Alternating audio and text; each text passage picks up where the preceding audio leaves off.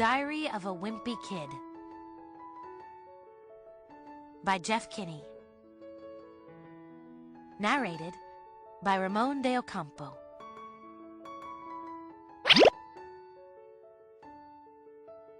April. Friday. Ever since the worm incident, Rowley has been hanging out with Colin Lee every day after school. What really stinks is that Colin is supposed to be my backup friend. Those guys are acting totally ridiculous. Today, Rowley and Colin were wearing these matching best friends t-shirts, and it made me just about want to vomit. After dinner tonight, I saw Rowley and Colin walking up the hill together, chumming it up. Colin had his overnight bag, so I knew they were going to do a sleepover at Rowley's. And I thought, well, two can play at that game. The best way to get back at Rowley was to get a new best friend of my own. But unfortunately, the only person who came to mind right at that moment was Fregley. I went up to Fregley's with my overnight bag so Rowley could see I had other friend options too. When I got there, Fregley was in his front yard stabbing a kite with a stick. That's when I started to think maybe this wasn't the best idea after all. But Rowley was in his front yard, and he was watching me, so I knew there was no turning back. I invited myself into Fregley's house. His mom said she was excited to see Fregley with a playmate, which was a term I was not too enthusiastic about. Me and Fregley went upstairs to his room. Fregley tried to get me to play Twister with him, so I made sure I stayed 10 feet away from him at all times. I decided that I should just pull the plug on this stupid idea and go home, but every time I looked out the window, Rowley and Colin were still in Rowley's front yard. I didn't want to leave until those guys went back inside, but things started to get out of hand with Fregley pretty quickly. When I was looking out the window, Fregley broke into my backpack and ate the whole bag of jelly beans I had in there. Fregley's one of those kids who's not supposed to eat any sugar, so 2 minutes later, he was bouncing off the walls.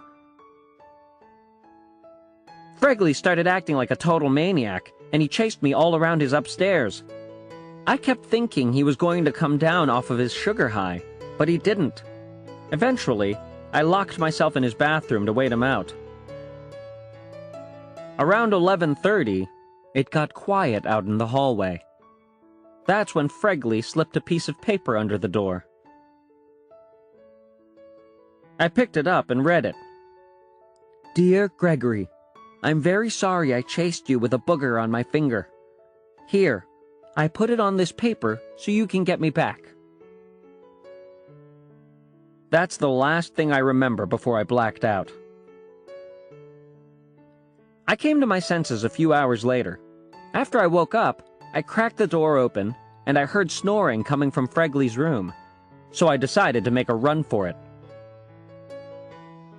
Mom and Dad were not happy with me for getting them out of bed at 2 in the morning, but by that point, I could really care less. April. Monday. Well, me and Rowley have officially been ex-friends for about a month now, and to be honest with you, I'm better off without him. I'm glad I can just do whatever I want without having to worry about carrying all that dead weight around. Lately, I've been hanging out in Roderick's room after school and going through his stuff. The other day, I found one of his middle school yearbooks. Roderick wrote on everybody's picture in his yearbook, so you can tell how he felt about all the kids in his grade. He would write above each kid's head, "jerk," or "cool." Every once in a while, I see Roderick's old classmates around town, and I have to remember to thank Roderick for making church a lot more interesting. But the page in Roderick's yearbook that's really interesting is the class favorites page. That's where they put pictures of the kids who get voted most popular and most talented and all that. You know, this class favorites thing has really got my gears turning. If you can get yourself voted onto the class favorites page, you're practically an immortal. Even if you don't live up to what you got picked for, it doesn't really matter, because it's on permanent record. Like Bill Watson. People still treat Bill Watson like he's something special, even though he ended up dropping out of high school. We still run into him at the food barn every once in a while. So here's what I'm thinking. This school year has been kind of a bust, but if I can get voted as a class favorite, I'll go out on a high note. I've been trying to think of a category I have a shot at.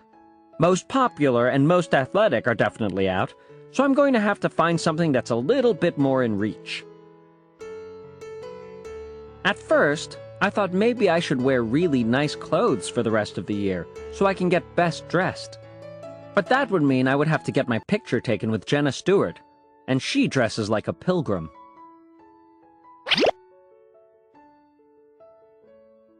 April. Wednesday. Last night, I was lying in bed and it hit me.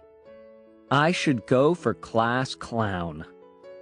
It's not like I'm known for being real funny at school or anything, but if I can pull off one big prank right before voting, that could do it.